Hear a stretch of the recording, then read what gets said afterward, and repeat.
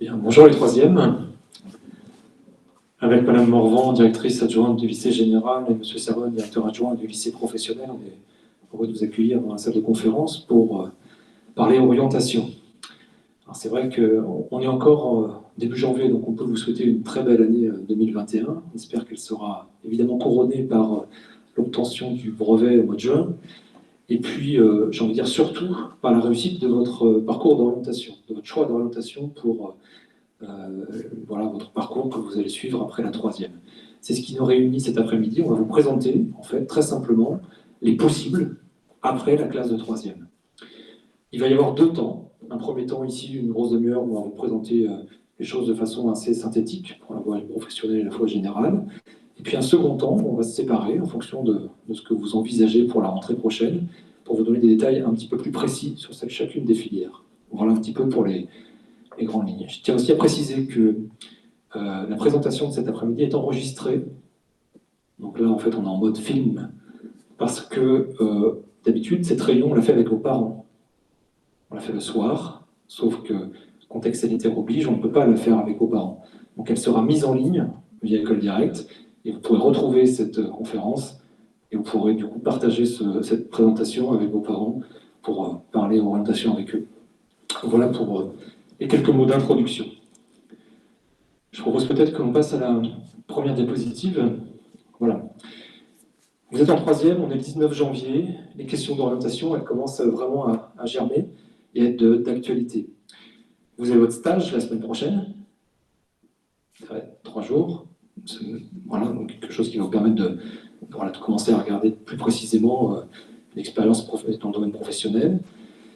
Et puis, on a un contexte, je l'évoquais, qui est un peu différent des années antérieures. D'habitude, en janvier, on se retrouve pour le forum de l'enseignement supérieur et de métier qui est proposé à Laval. Et bien, cette année, il a été annulé. On sait bien que les portes ouvertes, elles sont beaucoup interrogées, elles se font sous différentes formes. Malgré tout, il va falloir se poser les bonnes questions pour l'orientation dans ce contexte qui est le même pour vous et puis pour tous les camarades de troisième et même de terminale des autres établissements. Alors concrètement, 19 janvier, je suis en classe de troisième à Don Bosco, voici les possibles. J'ai un profil d'élève qui aime plutôt bien ce qui se passe au collège, mais j'ai déjà eu des précises d'une voie professionnelle dans laquelle je me verrai plus tard. Ou alors, je suis un petit peu las, fatigué des matières un peu générales, j'ai besoin de concret, j'ai besoin de sens, j'ai besoin de stage, j'ai besoin de m'immerger dans le monde de l'entreprise. Si vous avez ce profil-là, la voie professionnelle est certainement davantage pour vous. Si vous envisagez des études longues, si scolairement ça fonctionne plutôt bien, mais vous ne savez pas encore précisément ce que vous voulez faire, peut-être que la voie générale et technologique est davantage pour vous. On va vous présenter de façon synthétique ces deux espaces. La partie à droite, c'est la voie professionnelle. On peut partir pour un CAP, la plupart du temps en 2 ans, d'accord ? Ou on peut partir vers une seconde bac professionnel. Un bac professionnel, ça se prépare en 3 ans. Seconde, première, terminale, en bac pro. Vous avez vu qu'il y a quelques petites flèches. Ce n'est pas parce qu'on part vers un CAP qu'on peut faire en 2 ans qu'on ne peut pas revenir après vers un bac professionnel. Certains font le CAP en 2 ans et ensuite embrayent vers un bac professionnel. Un bac professionnel, on va vous le dire dans un instant, on va vous donner des illustrations, mais on est plutôt sur à peu près, il y a à peu près 80 bacs pro, et alors que le CAP, il y a 200 CAP différents qui existent, qui préparent davantage à un métier qui est très ciblé, d'accord, qui est resserré. Si on choisit, alors on peut aussi partir dans la voie professionnelle par un apprentissage. On peut aussi sortir du schéma et apprendre un métier avec un maître de stage, un maître d'apprentissage, dans le monde professionnel. Du coup, on n'est plus étudiant, on n'est plus lycéen, on est apprenti. D'accord ? Il y a 2 possibilités de rentrer dans la voie professionnelle. Et pour la voie générale et technologique, donc on est sur une seconde générale et technologique, et ensuite, on va colorer son choix de bac. Vous savez, avant, il y avait les bacs, avant la réforme, il y avait peut-être entendu bac S, bac L, bac ES. Ces bacs-là, ils ont disparu, et aujourd'hui, on fait des choix d'enseignement de spécialité en première. On en garde parmi les 3, on n'en garde que 2 en terminale, et c'est ça qui va donner la coloration à son bac. On va vous donner des exemples tout à l'heure. Donc on fait une seconde générale et technologique, et après on fait le choix soit d'un bac technologique ou soit un bac général. Donc c'est vraiment à partir de la seconde que les choses se précisent. Et même chose, et puis qu'il y a quelques passerelles, on peut imaginer qu'un élève qui a fait une seconde bac pro, puis une première, puisse revenir vers un bac technologique, ou inversement, après une seconde générale et technologique, un élève rejoigne une première bac professionnelle. C'est tout à fait envisageable également. Si on vous montre ça, c'est aussi pour dédramatiser. Si ça fonctionne bien, on a fait le bon choix, tant mieux, mais en même temps, on a le droit de se tromper, ça peut arriver. Si on ne se trompe pas, c'est mieux, évidemment, mais ça peut arriver. Il y a des passerelles qui existent. OK? Ça va pour vous? Et l'idée, je le dis souvent, mais c'est de ne pas subir cette orientation. C'est pour ça qu'avec vos parents et vos professeurs principaux, le travail d'échange est important, parce que on sait qu'une orientation choisie, c'est souvent une orientation réussie. C'est vraiment important. Donc voilà un petit peu pour les différents possibles. De façon très synthétique, on va revenir après sur des exemples concrets. Ça va pour vous? Est-ce qu'on peut aller à la diapositive suivante? Alors, je vais redire un petit peu des éléments, mais c'est vrai, on peut avancer, Mathieu? Merci.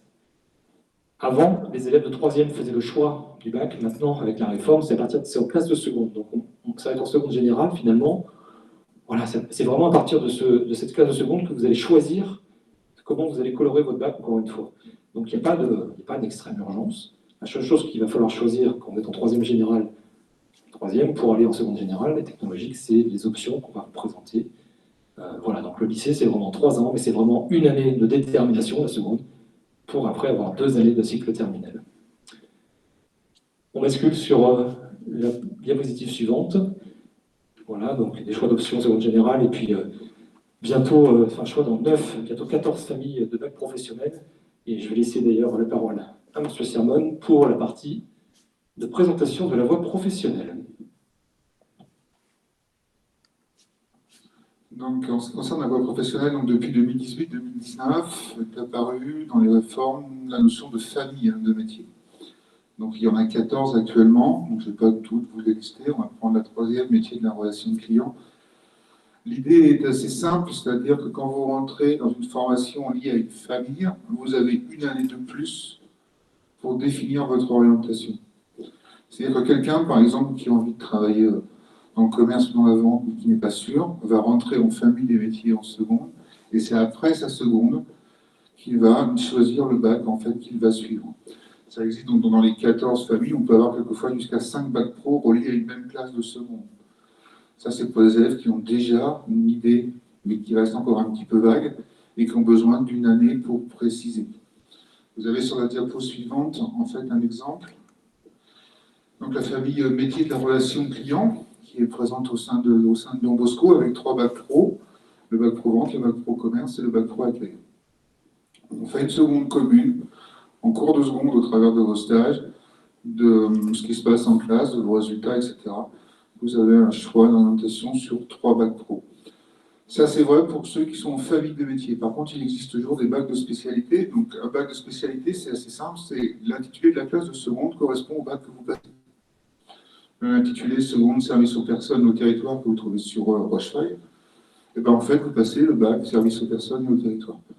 Ça veut dire que là, vous n'avez pas cette année de seconde pour affiner. C'est déjà sûr dans votre tête, c'est certain, c'est ce bac-là que je veux faire. Alors, au niveau des lycées pro, M. Angin vous a précisé qu'il y a 2 grandes orientations, CAP et bac pro. On précise sur cette diapo qu'on peut faire un CAP en 1 an, en 2 ans ou en 3 ans. Retenez que la plupart des élèves font un CAP en 2 ans, le 3 ans est exceptionnel, et là aussi pour le 1 an, ça existe notamment à Don Bosco, mais c'est très très rare. La particularité du CAP, c'est une formation tournée vers l'enseignement professionnel sur une base de 60% et 40% d'enseignement général. Ça veut dire qu'on va vraiment vous préparer avec beaucoup d'enseignement pro à la vie active. Vous allez avoir, alors la PFMP, c'est un mot un peu barbare. Monsieur Angin évoquait que vous partiez en stage bientôt. PFMP, c'est stage. De 12 à 14 semaines selon les CAP que vous allez choisir. Et vous allez avoir un examen final qui ne se fait qu'en CCF. Ça veut dire qu'on va récompenser le travail que vous avez effectué pendant les 2 années de CAP, mais aussi vos attitudes et les compétences que vous avez réussi à travailler en stage. Ça, c'est pour la partie CAP. Autre possibilité, faire un bac pro. Voilà. Donc le bac pro, là, se fait en 3 ans. On inverse les pourcentages. Enseignement général, enseignement pro. Là, on est plus sur 60% d'enseignement général, 40% d'enseignement pro, et on a 22 semaines de stage. Ce qu'il faut savoir, c'est qu'on a de plus en plus d'élèves qui commencent par un bac pro et qui vont ensuite prolonger vers de l'enseignement supérieur type BTS. C'est pour ça que pour aller en BTS, pour aller en enseignement supérieur, il faut un socle solide en enseignement général. Donc, l'enseignement général représente quand même 60% de votre emploi du temps. À aujourd'hui, pour passer le bac, 50% en continu, 50% en épreuve ponctuelle. Je crois que j'ai fini pour la partie pro. Alors, quant à moi, je vais vous présenter la voie générale, c'est-à-dire celle où, là, on est sur du 100% général. Donc, la voie générale, c'est seconde générale et technologique, c'est la même classe de seconde, hein, que vous fassiez un bac général à l'issue de cette seconde ou bien un bac technologique. On est vraiment sur la même seconde générale et technologique. Donc, en classe de seconde, vous allez retrouver un certain nombre d'enseignements communs qui ne font que prolonger tous les enseignements que vous avez dans votre classe de troisième. À hauteur de 4 heures pour du français chaque semaine, de 4 heures pour les mathématiques, 3 heures physique-chimie, alors parfois avec 1 heure et demie en TP, 1 heure et demie en SVT, les deux langues LV1 et LV2, donc c'est vos deux langues de collège que vous continuez à suivre en lycée, en seconde. Donc vous ne changez pas de langue, hein, vous gardez bien vos deux langues à vous, LV1, LV2. Et pour 5 heures et demie par semaine, Histoire Géo, 3 heures et demie. Sciences économiques et sociales, 1 heure et demie. Donc cette matière, vous ne la connaissez pas. Cette matière regroupe en fait 3 matières. Sciences économiques, sciences sociales et sciences politiques. Donc éventuellement, tout à l'heure, je pourrais vous donner un petit peu des détails sur ces matières-là. Qu'est-ce qu'on étudie en sciences économiques et sociales? Et surtout, pourquoi on fait ça en seconde et pas avant? EPS, 2 heures par semaine. EMC, alors en moyenne, 1/2 heure par semaine, mais quelquefois c'est 1 heure, une semaine, et puis pas du tout la semaine d'après, donc tout dépendra de nos emplois du temps. Sciences numériques et technologies, donc une nouvelle matière également en seconde, 1 heure et demie par semaine. C'est une matière où vous êtes à mi-chemin entre de l'informatique, mais allez, je dirais plutôt 75% informatique et un petit peu de mathématiques. Voilà. Donc vous allez étudier le web, Internet, de la photo numérique, enfin, etc. Donc des connaissances et des talents nouveaux que vous allez développer. Et en classe de seconde générale, chaque élève reçoit un accompagnement personnalisé. À Don Bosco, vous allez retrouver cet accompagnement personnalisé au sein des parcours perso le soir, qui ne sont pas organisés au lycée de la même manière qu'au collège. Au lycée, les élèves choisissent leur parcours perso. Au collège, je crois que vous ne choisissez pas forcément toujours tout.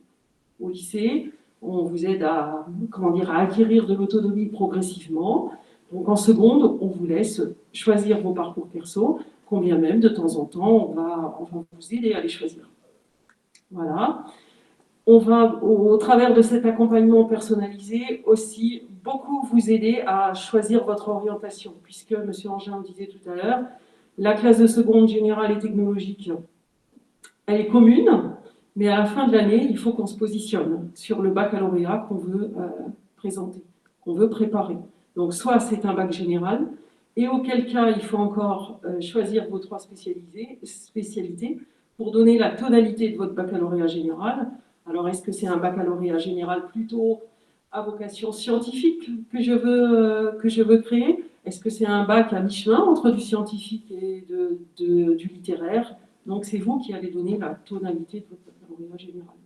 Et puis, vous pouvez choisir aussi un baccalauréat technologique. Donc voilà l'accompagnement à l'orientation qui est donc très très développé en seconde. Voilà, ça c'est le minimum. Tout élève de seconde passe par là. À côté de ça, il peut choisir des options. Mais j'ai bien dit, il peut. Donc c'est pas obligatoire. Alors, il est vrai que nous, on a plutôt tendance à vous y inviter, à vous dire que plus vous allez apporter à votre livret scolaire de lignes, tout simplement des lignes, plus vous allez développer de compétences dans différents domaines, plus vous composez un profil intéressant, notamment pour les études supérieures après. Donc ça vous donne des éléments en plus. Donc c'est important ces options. Pas obligatoire, mais franchement ça vaut le coup de s'y poser, enfin de s'y arrêter. Donc vous avez des options d'enseignement général à hauteur de 3 heures par semaine et ou, vous n'êtes pas obligé de prendre les deux, une option d'enseignement technologique à hauteur de 1h30 par semaine. Vous pouvez toujours continuer le latin et si vous n'en avez pas fait en troisième, vous pouvez commencer en seconde. C'est intéressant de le savoir. Éventuellement, tout à l'heure, je pourrais vous expliquer l'intérêt de faire du latin en seconde pour les élèves qui se posent la question, ça peut être intéressant. Alors, quand je disais tout à l'heure, vous êtes en seconde, en général, vos professeurs de troisième vous ont fait le bilan du conseil de classe de troisième, c'est votre conseil de classe qui a décidé, vous rentrez en seconde. Vous rentrez en seconde générale et technologique, comme tous les autres. Mais pendant cette année, vous allez affiner vos choix. Soit vous allez continuer vers du général, ce sera sans doute le cas pour un grand nombre d'élèves, soit vous allez choisir d'aller vers le bac technologique. Quand vous restez sur du général, vous allez donc, à la fin de cette seconde, choisir vos 3 enseignements de spécialité, parmi les 7 qui sont en gras à Don Bosco. Alors, je vais vous les nommer parce qu'ils sont importants. C'est important de commencer déjà à se poser la question de qu'est-ce qu'on fait en HGGSP, histoire géo, géopolitique et sciences politiques. C'est une matière que les professeurs d'histoire connaissent bien. On est à cheval entre de l'histoire, de la géographie et des sciences politiques. On a fait une matière avec toutes ces composantes. Humanité, littérature et philosophie. Là aussi, une matière qui est à mi-chemin entre 2 matières importantes, le français et la philo. Alors, tous les élèves de lycée font de la philo en terminale, mais ceux qui veulent commencer dès la première, ils peuvent choisir cette spécialité-là. Langue, littérature et culture étrangère, à Don Bosco, ce sera en anglais. Donc évidemment, quand on choisit cette spécialité-là, on donne une importance toute relative, mais même on donne beaucoup d'importance à l'étude des langues. On est déjà en train de préparer son propre profil. Je passerai vite sur mathématiques, d'accord ? C'est vraiment le prolongement des mathématiques que vous faites en collège. Donc collège, seconde, première, on avance, on apporte de nouveaux concepts au fur et à mesure de la scolarité. Physique, chimie, même chose. On prolonge les connaissances qu'on a déjà acquises. Sciences de la vie et de la terre, et sciences économiques et sociales qu'on a découvertes en seconde, et donc là, si on souhaite prolonger, cet enseignement nous a plu, on y a trouvé beaucoup d'intérêt, donc on va prolonger. Donc 3 parmi les 7 que je viens de vous proposer. D'autres spécialités, mais plus rares, existent, c'est celles qui sont indiquées en caractère non gras, que vous pouvez choisir, mais là, il faut changer d'établissement. Et par exemple, je prendrais biologie et écologie, bien souvent présentes dans les établissements agricoles. Si vous optez pour un baccalauréat technologique, il y en a 8 possibles.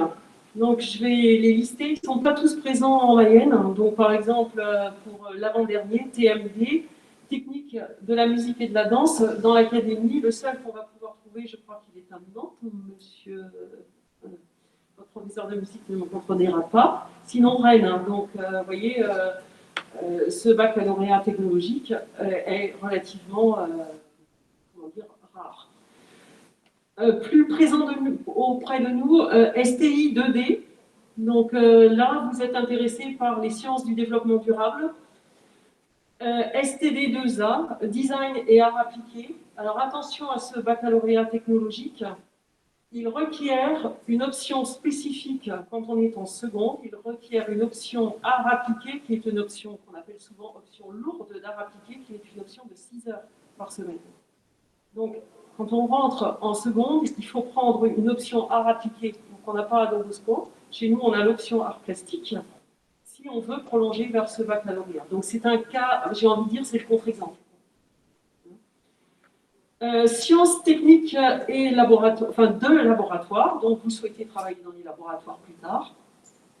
ST2S, on connaît souvent ce baccalauréat technologique, c'est un baccalauréat assez prisé. Donc santé sociale.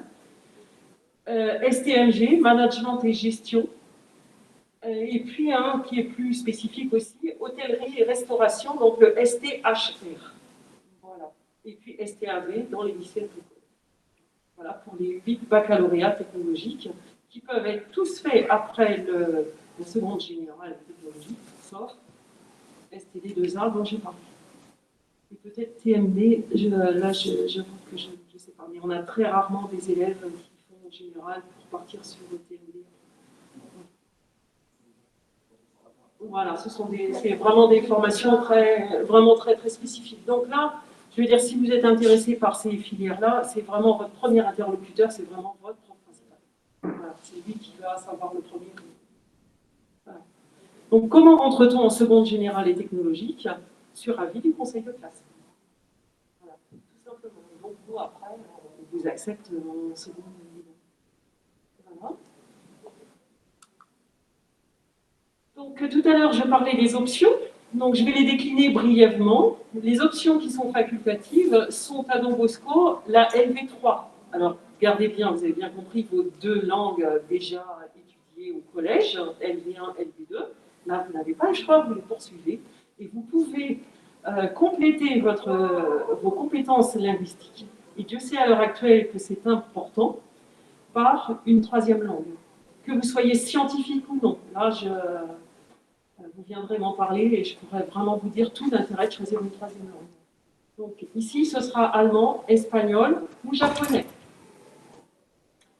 En sachant qu'on a un nombre très restreint de places pour japonais. Donc là, si vous voulez vous positionner sur cette option-là, il faudra faire savoir vraiment très vite. Latin EPS, donc 3 heures d'EPS en plus des heures d'EPS hebdomadaires, ou art plastique.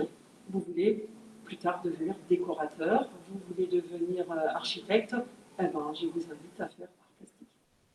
Et puis l'option enseignement technologique, c'est management et gestion. Vous avez entendu parler de la mini-entreprise des lycéens peut-être. Voilà, c'est dans ce cadre-là qu'ils ont créé une mini-entreprise. Voilà, j'en ai fini pour le jeu. Alors, on passe au lycée professionnel. Donc avant de vous parler en fait des filières qui sont déjà présentes sur la diapo, je vais en rajouter une, ce qui permettra d'illustrer en fait les CAP en 1 an, 2 ans et en 3 ans. Nous avons au sein de Don Bosco un CAP petite enfance.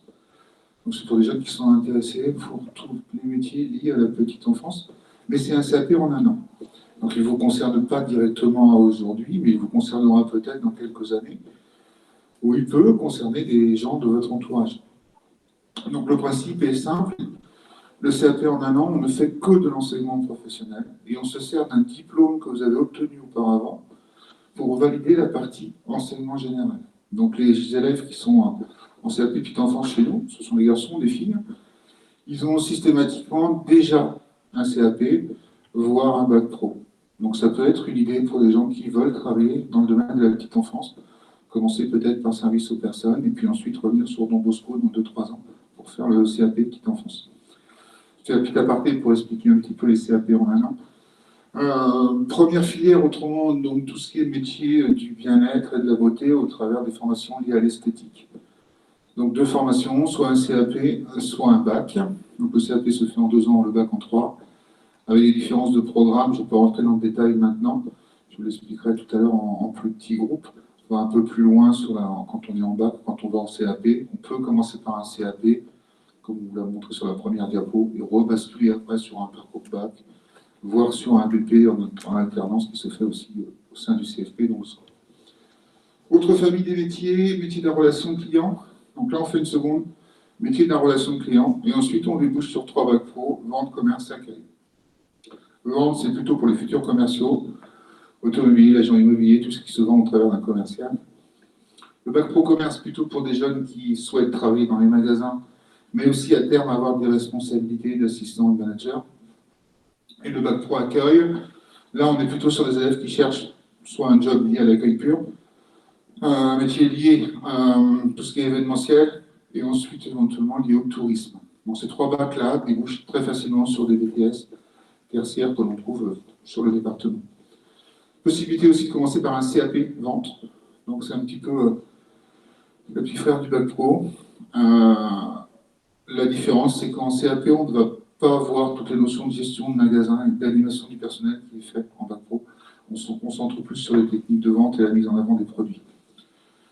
Autre famille des métiers, donc les métiers de la relation administrative, du transport et de la logistique, avec deux bacs pro, le bac pro Agora, que vous connaissez peut-être plus sur le terme gestion-administration. Donc c'est un bac pro relativement généraliste qui vous permet de toucher à la fois des notions de commerce, des notions de secrétariat, de comptabilité, de relance client, d'accueil.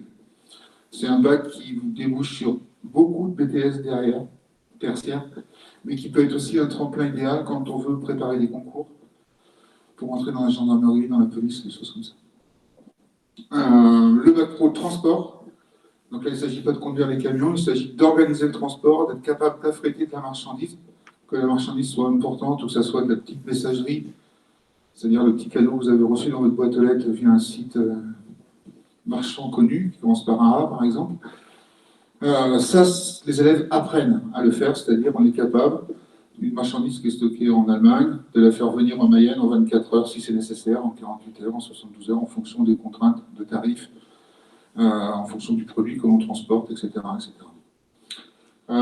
Juste à noter que pour le bac pro Agora, pour le bac pro transport, pour le CAP petite enfance et pour le CAP vente, on bénéficie du programme Erasmus, ce qui vous permet de faire des stages en terminale à l'étranger. Voilà pour la partie pro. En introduction, je parlais du contexte et des portes ouvertes. Alors, ce que vous avez sur la diapositive ici, je ne vais pas toutes les nommer, vous avez les dates des portes ouvertes programmées dans les différents établissements catholiques du département. Vous retrouverez sur leur site les modalités, parce que entre ce qui était prévu et ce qui se passe réellement, il peut y avoir des écarts à titre personnel pour nous, à Don Bosco. Pour l'instant, on maintient nos portes ouvertes le 12 et le 13 mars, vendredi soir, 17h-20h, samedi matin, 9h midi, sous réserve de l'évolution du contexte sanitaire. Si on est évidemment en couvre-feu à 18h, ça va être compliqué d'accueillir le vendredi soir, donc on basculerait sur une journée complète le samedi. Et s'il y a d'autres éléments, eh bien on adaptera, on communiquera les infos, peut-être de prise de rendez-vous ou autre. On espère que dans un peu moins de 2 mois maintenant, les choses soient peut-être suffisamment apaisées pour pouvoir rencontrer et vous accueillir, en tout cas en respectant le protocole évidemment, mais que vous puissiez visiter l'établissement. Donc pour l'instant, on maintient ça. Vous avez ça aussi dans votre plaquette. La plaquette que vous avez dans les mains, elle est évidemment pour vous. On peut avancer. Donc la diapositive suivante, c'était une des affiches des portes ouvertes, donc je ne reviens pas dessus. Si on poursuit, et le document que vous allez voir maintenant à l'écran, c'est le document d'invitation de la journée passe. Tous les élèves de 3e qui souhaitent faire une matinée ou une journée plutôt d'immersion à Don Bosco, que ce soit en lycée général ou en lycée professionnel, vous serez conviés à la journée du 25 mars. On vous expliquera les modalités d'inscription aux professeurs principaux. Vous pourrez passer, en plus des portes ouvertes, vous pourrez passer ce temps avec, dans les salles, découvrir les locaux, les fonctionnements et le personnel des lycées. Et on continue avec ce document. Pour l'instant, il ne vous parle pas du tout. C'est un document que les professeurs principaux vont vous distribuer le 11 février, précisément, donc avant les vacances de février. Vous aurez à le compléter avec vos parents, fiche de liaison sur l'orientation, pour le retour des vacances de février. On a mis une date butoir au 15 mars.